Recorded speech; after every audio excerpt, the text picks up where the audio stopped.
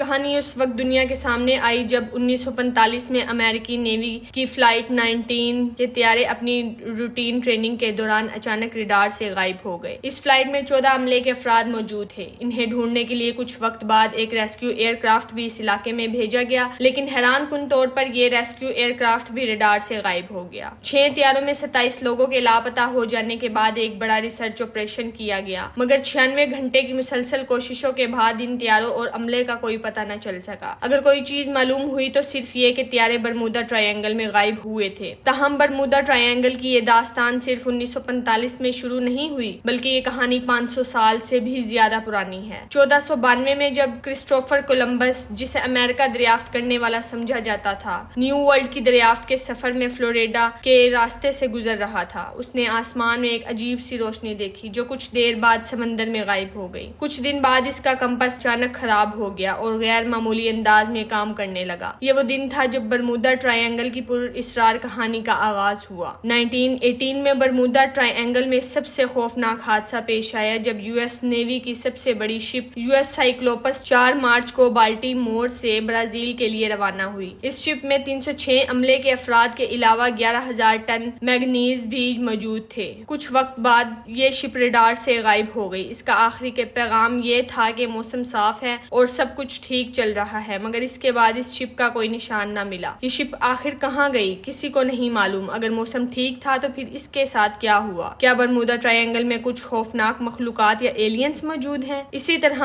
1881 میں ایلین آستین نامی ایک شپ جو لندن سے نیو یارک جا رہی تھی، برمودا ٹرائی اینگل کے علاقے میں داخل ہوتے ہی پراسرار طور پر غائب ہو گئی۔ دوستو، آپ لوگوں کا کیا خیال ہے؟